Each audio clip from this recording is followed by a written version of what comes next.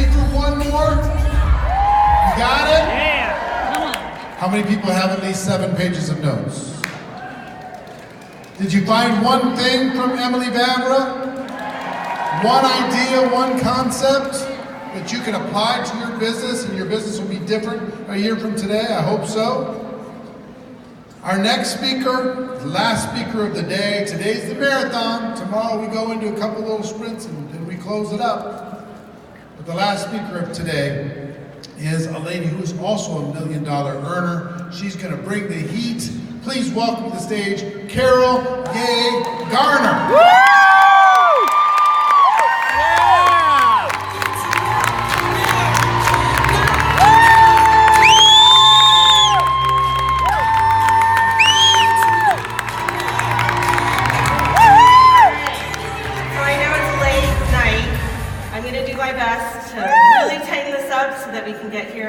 Get out of here sooner rather than later. So let's talk about closing the sale. Emily had some great points. I'm going to talk more about the mindset because that's my thing. Used to be a hypnotherapist, used to teach hypnobirthing. I'm all about mindset and blockages and how to get rid of the blockages that we have. So when you think about closing the sale or sharing the opportunity or whatever it is, what are the things that hold you back? Go ahead and yell it out real loud. Fear, right? Anything else? Self-doubt? Anything else? Rejection. Yeah. All of those fears keep us from doing the things that we want to do, the things we know we're supposed to do, to build a successful business, to step out of our comfort zone, to do all the things, right? And no matter how much time you put into the skills, the techniques, the smiling, the conversation, if you don't have the blockages unblocked in your subconscious mind, there will always be a disconnect between what comes out of your mouth and the energy that is being emitted from you. And your customers, your prospects are going to see that and feel that disconnect, and they're going to know she's not 100% committed. So I'm going to teach you and give you some really practical skills on how to get rid of that disconnect. So first of all, we got to learn about the conscious and the subconscious mind. You've got 2 parts of your brain, which are super, super important. But we're really mostly only aware of our conscious mind. So we've got 2 parts of our brain. The conscious mind is kind of like the screen on the computer, and the subconscious mind is like the hard drive. So for those of you that are probably 20 and younger, that picture probably doesn't make sense to you. But in the laptop, there's a hard drive. So the conscious mind is like the screen. It's what you see, it's what you're aware of, it's your rational thinking, it's the part of your brain that's the planning part, and it's the part of your brain that's the worst case scenario part. So how many of you ladies will think about, I need to do this, this, and this, and then you'll think of like the myriad of worst case scenarios and then try to plan for every single worst case scenario, and then you get overwhelmed and you're like, well, I'm just not gonna do it. Anybody? Yeah, right? We're always thinking in what's the plan B, what's the plan C, what's the plan D? But this is not the way to think if you want to be successful. What we need to do is focus on the subconscious mind. The subconscious mind controls all the bodily functions and records every single experience that you've ever had. So it controls how fast you breathe. If you're exercising, you're going to breathe more deeply. Your heart's going to beat more quickly. When you're resting, you're going to breathe more slowly. Your heart is going to slow down, right? The part that we're going to work with is the part that records every single experience. So just like in a hard drive, when someone commits a crime, they'll take the hard drive and they'll be able to find all the stuff that the person deleted to see where they were looking, what they were doing, right? So no matter what you do, all of the stuff that we've told ourselves over the years, all the stuff that people have told us, about how we're not good enough, how we're not worthy, how we can't do this business, how this is a scam. All of those things have been recorded in our innermost mind, and even though we might say, I'm a rock star, I'm gonna do this, and that little voice in the back of your head goes, but no, you're not worthy. Teacher in 2nd grade said, nope, you're never gonna amount to anything. That's what comes back, and then there's that blockage. There's that disconnect. So, we're gonna learn about the 3 laws of the mind.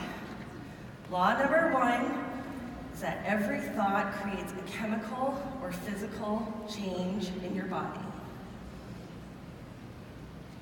Every single thought you have creates some kind of physical or chemical change in your body. I'm going to show you how that happens. So look at this picture. Go ahead and close your eyes real quickly. Take a nice deep breath. And imagine that you're in a kitchen, this beautiful dream kitchen. There's a lemon on the counter, on a cutting board. There's a knife. Go ahead and cut the knife in half. Take half of the lemon and put it up underneath your nose. Take a big whiff and just breathe in that beautiful citrusy smell. Now go ahead and take a bite in deep in that lemon. And you can feel the juices rolling around in your mouth, and your mouth has got that tart, sour taste, and you can feel your saliva just juicing up in your mouth, right? Okay, open your eyes. Who smelled the lemon? How many of you tasted the lemon and felt that sour feeling? Okay, there's no lemon, right? This is not a magic trick. This is your subconscious mind bringing out a file from your brain of what it tastes like, what it smells like, to taste a lemon or to smell a lemon. You simply just listened to my directions and then created that in your mind. The thought created the feeling or the smell or the taste of the lemon. Okay? Next example. Imagine I just got my nails done. Really long, pointy acrylic nails. I'm gonna just, okay, I didn't even do it, right? But I heard people screaming and everybody was shuddering, right? At some point in your life, you heard nails on a chalkboard, and that got recorded in your innermost mind in that hard drive brain of yours, and I was able to just call it up with that visual and that idea of me bringing my nails on a chalkboard. Every thought creates a physical chemical change. The placebo effect is the biggest example of a thought creating a physical chemical change. So, when they do medical experiments, they take a control group, which is half of the people that have the sickness or the symptom or whatever, and they don't give them any kind of medication, any kind of treatment. And then they compare the people that they actually gave the treatment to and see if there was a significant enough difference in whatever the treatment was, okay? There is an example of an insane placebo effect that was done with people that needed arthroscopic knee surgery. So they took half of the group and actually did the arthroscopic knee surgery. The other half, they did a fake surgery. How do you do a fake surgery? Well, you numb the person from the waist down, you put a drape so they can't see from the waist down. They did cuts into the knee where the knee would get the surgery. They put something in there, moved it around so the person would feel sensations as if there were scopes in the knee. And then they had a TV with someone else's knee surgery happening. So they saw the inside of someone else's knee. The doctor's on the other side of the drape saying, oh yeah, we got the knee stuff, like whatever was causing the knee pain, we got it, you're gonna be good. And so, guess what the results were? The success rate was the same. Of the people that actually got something removed out of their knee versus people that got an imaginary surgery. Do you guys understand that the power of your mind is huge? If you can heal your knee from your thoughts, what are we doing with our thoughts? We're messing up our lives and our business with the way that we think. So, I'm gonna teach you how to change that, but first let's get to law number 2. You can only think one thing at a time. So, I want you all to try to stand up.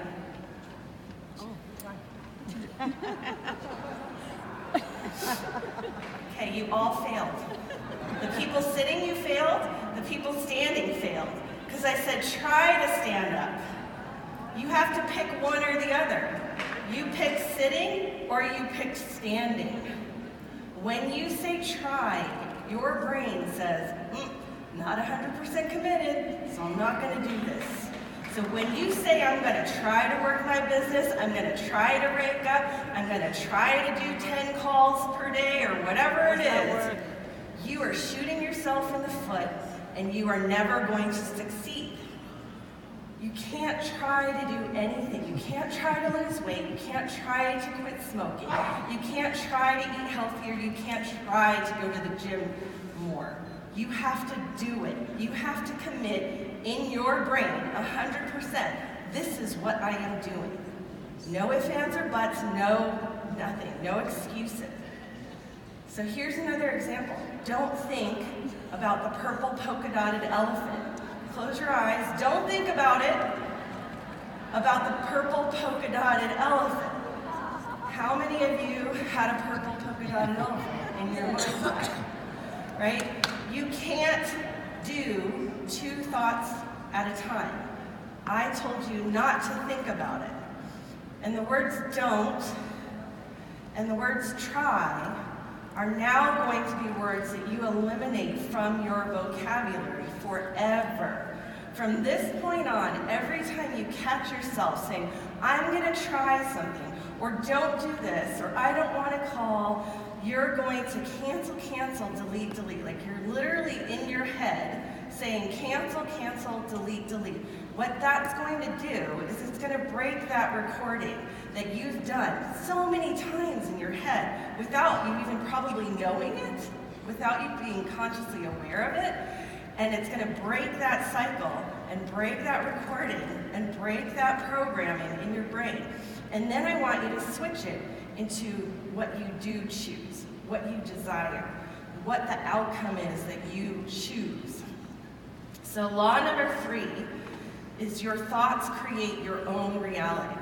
So this is a law of attraction. This is based in science. Quantum physicists have proven this to be true, that our thoughts are little waves of energy that leave our head. And anything that has energy always comes back to its original source.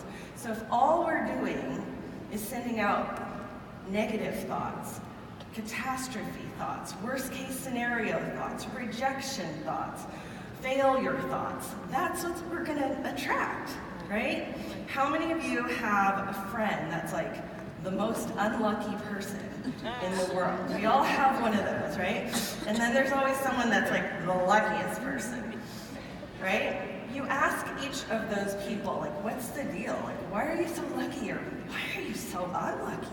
And they'll probably come up with something to the effect of, I don't know, I've always been that way. They think it, and their thoughts create their reality. So what kind of reality are you creating for your business, for closing, for prospecting, for anything? This is a life skill, you guys. This is not just business. This is for your life. So an example of your thoughts creating your reality. If you don't know who Dr. Emoto is, he's got this great book called The Hidden Messages in Water. He did these experiments where he took water and he put a word on the bottle of water, and then he took a microscope and looked at a molecule of water. And this is what he found. When the words were kind, loving words, the water molecule looked like a beautiful snowflake. When the words were negative, they looked like a blob. So, our bodies are made of 70% water. What are we doing with our thoughts, folks? Right? It's time to wake up and take your power back by taking control of how you're thinking. Woo! So this is just another example. Look at what just the word on a bottle of water can do to the molecules of water. We want to create love. We want to create abundance, right? So we need to be really, really mindful of how we're thinking about life in general and our business. So cancel, cancel, delete, delete any doubt, any negativity, any of the fear-based thoughts, and switch it so that you are taking control of your life and instead of letting your life control you. This next slide is a great little experiment if you have kids. You can take a bottle of water, put some rice in it. The middle is the control, and then the left is one that says, I hate you, you're an idiot, and the right says, I love you. And just let it sit on the counter. The control group, the control one, nothing is done to these bottles. They're just sitting on a counter. The middle one, the control one, has some weird stuff growing in it, right? The I hate you side has like brown water and gunk in it, but the I love you side is pristine. There's nothing wrong with that water and nothing wrong with that rice. So again, just another example of how thoughts, words create the reality. Mirror neurons are something that you need to be aware of, okay? We have mirror neurons, but mirror neurons were first found when they took a cell and cut it in half, put it in a petri dish, put the other side in a petri dish, and they took the other half and took it miles away and then manipulated one half of the cell.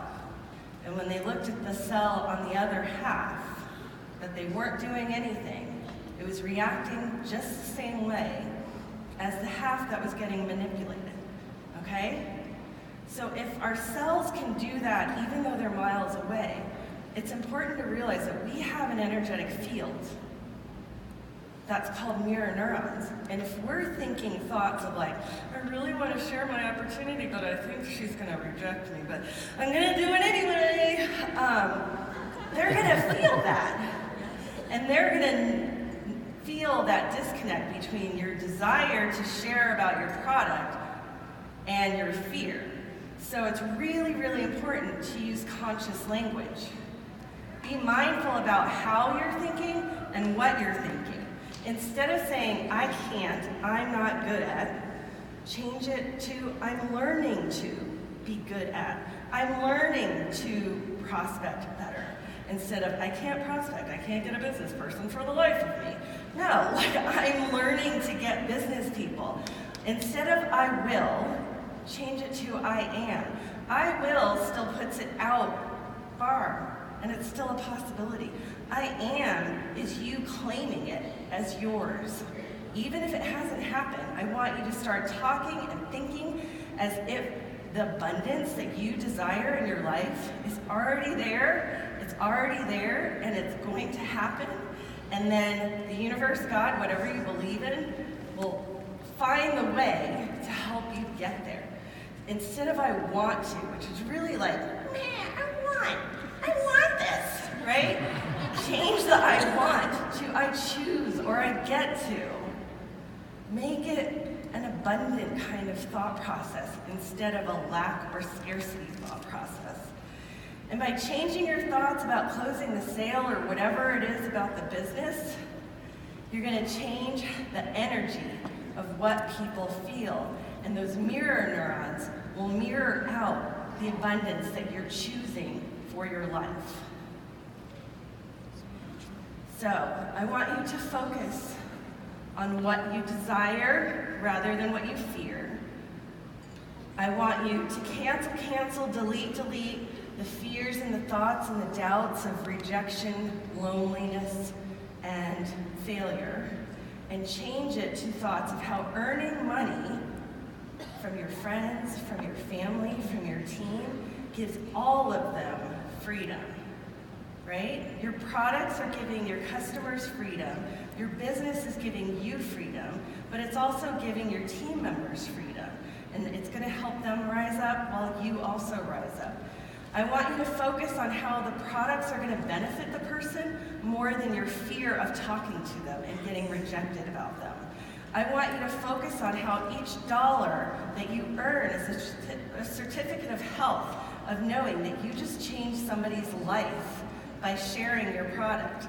I want you to change your focus to how you deserve to be successful and how you are worthy of being abundant. Yes? You're capable of doing it, right? You're going to start canceling your thought process every single time you catch your brain saying those negative things. And it's probably going to be laughable at first when you realize how negatively you speak to yourself. There are times when you're probably going to notice that you're saying cancel for like 10 minutes straight because your brain is so used to going negative on yourself that once you start becoming aware of it, it's going to really, really surprise and shock you. So here are some affirmations to rewire your brain. Affirmations are really important to do because we've given our brain all of those negative messages so many times, so often, that that's the programming in our head. And we need to change the programming by giving our brain the thoughts that we want, the thoughts that we choose. So, affirmations, I want you to either print it out or have it on your phone or whatever. I want you to do this in the morning and at night. When you brush your teeth, pull out your phone or print it out, whatever, retype it.